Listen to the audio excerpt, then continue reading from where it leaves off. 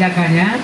Yang pertama, yang tidak terkena gempa, saya ulangi lagi, ini pembelajaran sesuai dengan peraturan perundang-undangan yang berlaku dan kalender pendidikan berjalan sesuai yang sudah kita gunakan. Kemudian bagi sekolah yang rusak atau hancur atau yang terkena dampak gempa, ada 4 tahap yang kami lakukan. Tahap pertama disebut dengan masa pengendalian bencana. Kemarin dari mulai 21 sampai 26 November.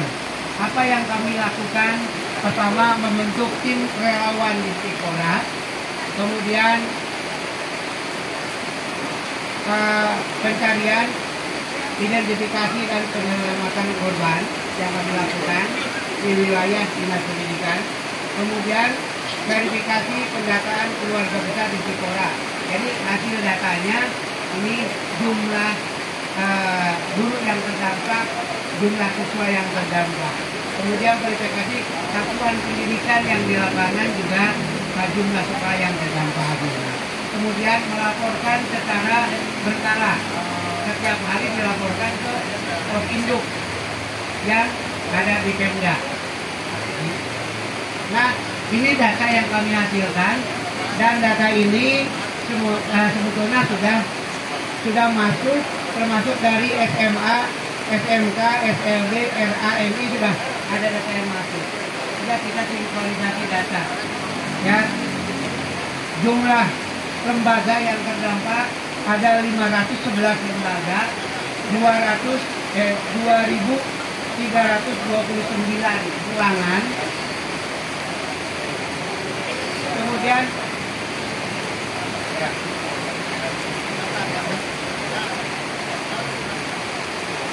ya bisa dilihat ya, tidak saya baca satu persatu. Yang meninggal karena ada viral di medsos 56 orang. Data di kami hanya 10 orang guru, bukan 56 guru. Ya, di Tikora hanya 10 guru, yaitu 7 dari PAUD atau pendidikan TK, kemudian 2 dari PKBM dan 1 dari SMP, itu gurunya. Siswanya ada 42 orang, dan yang tadi disampaikan bahwa siswa di SD yang paling banyak itu adalah yang sedang belajar kimia. Jadi yang sedang belajar kimia itu adalah siswa SD.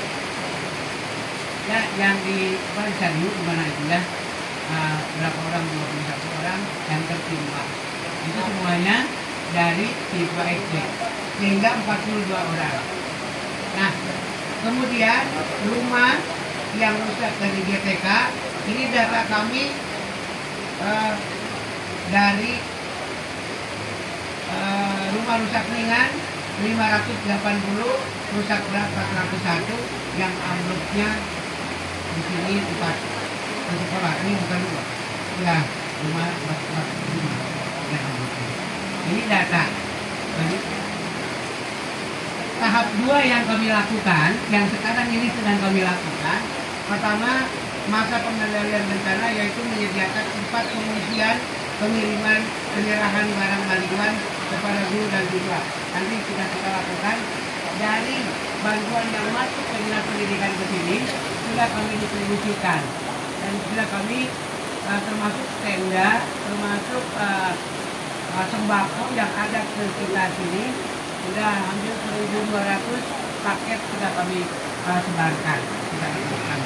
Kemudian menerima dan membantu penyaluran bantuan logistik, sembako dan tenda, memfasilitasi pendirian tenda untuk pembelajaran, mengevaluasi kondisi lingkungan sekolah dan mempersiapkan tempat pembelajaran darurat. Contoh begini Bapak dan Ibu, saya melihat bahwa sekolah yang meminta tenda itu begitu banyak.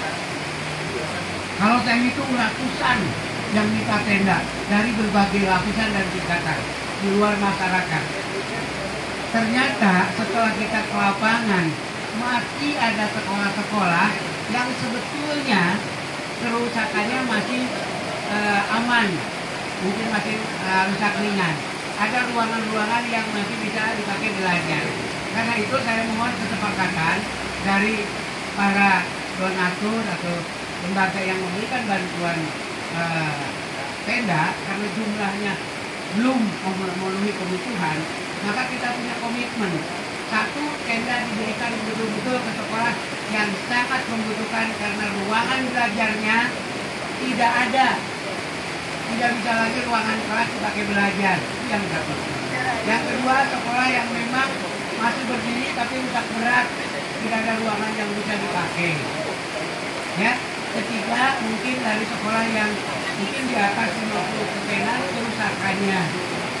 Nah, bagi sekolah-sekolah yang memang kerusakannya masih bisa diperbaiki, maka tenda bukan menjadi prioritas utama. Nah, itu. Kemudian berikutnya, ya, terima kasih.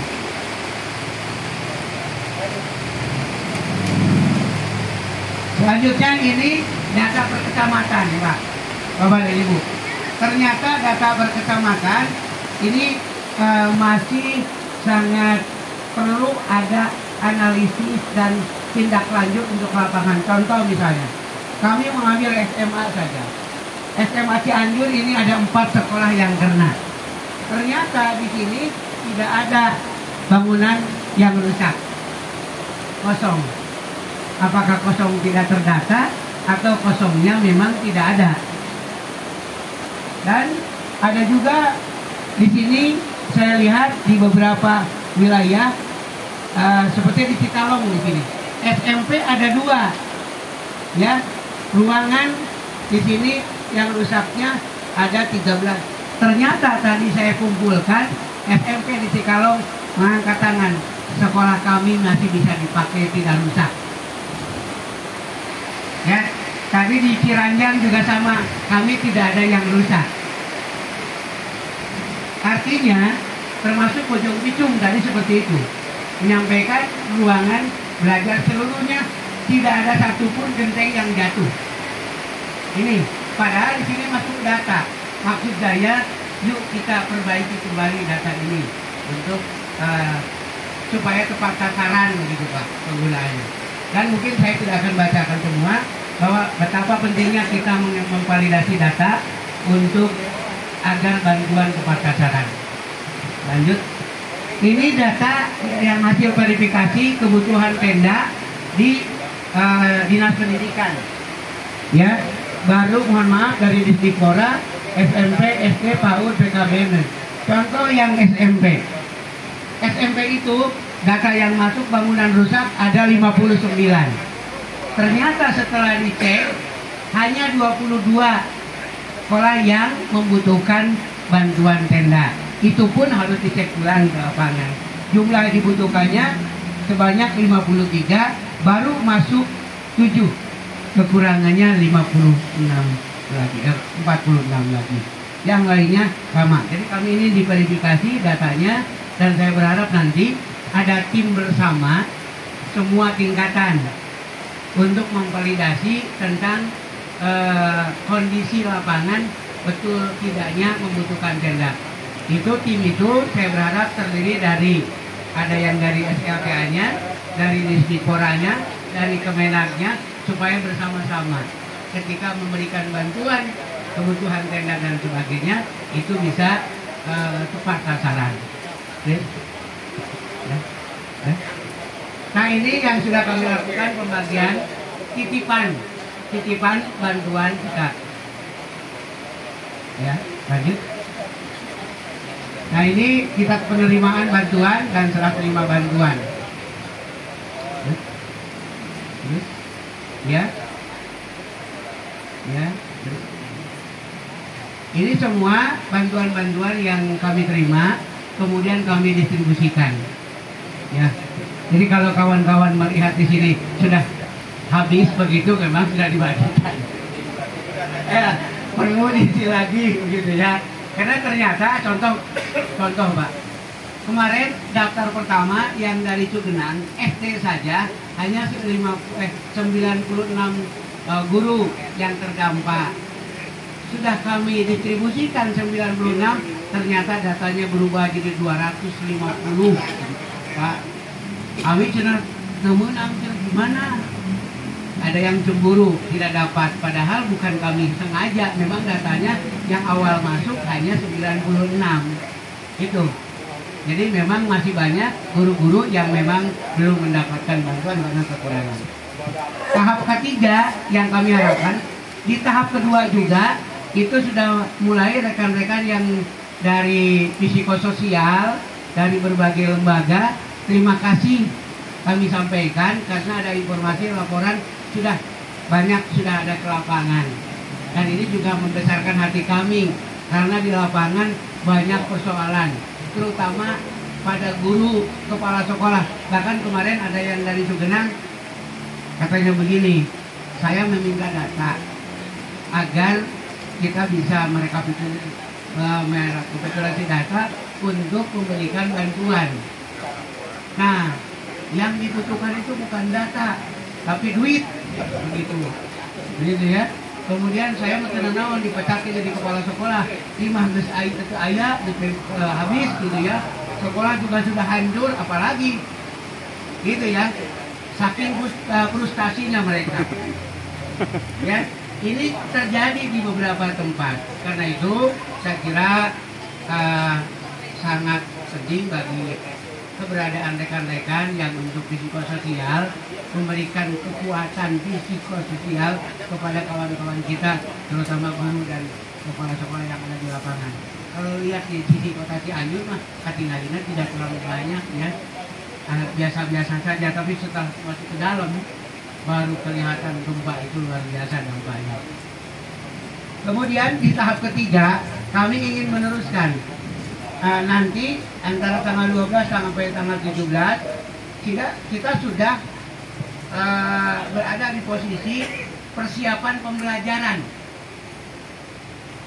Jadi para guru sudah mulai memikirkan bagaimana merencanakan pembelajaran, menghitung mata pelajaran yang bisa diajarkan, kemudian juga waktu dan sebagainya disesuaikan dengan pendidikan yang ada dan kondisi yang ada.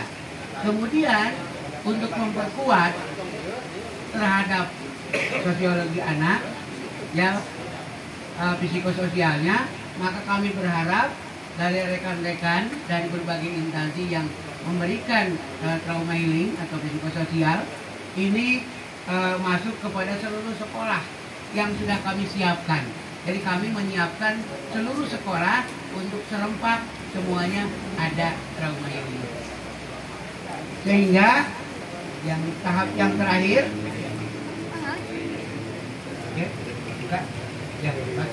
tahap yang terakhir kami berharap pembelajaran sudah normal lagi dilaksanakan, walaupun normalnya dalam situasi darurat.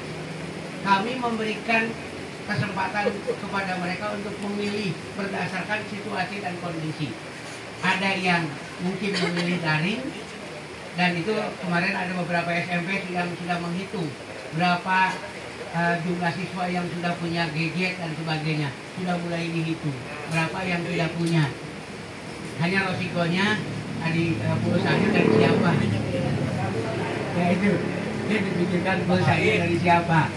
Itu yang kedua, ada kombinasi antara mungkin pembelajaran tatap muka dengan yang daring.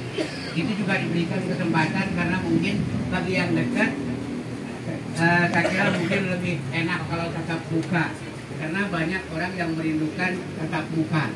Kemudian yang terakhir itu kalau memang disepakati oleh seluruh guru dan siswanya, maka silakan sepenuhnya pembelajaran tatap muka. Itu yang kami lakukan. Dan untuk pembelajaran tatap muka ini, apalagi di tempat-tempat lokasi yang seluruhnya hancur begitu, ini perlu daya dukung. Mohon Bapak dan Ibu para donatur semuanya, ini membantu kami untuk menyiapkan ini agar anak-anak Cianjur bisa melaksanakan kegiatan pembelajaran secara baik. Itu aja yang saya sampaikan. Terima kasih. Assalamualaikum warahmatullahi wabarakatuh.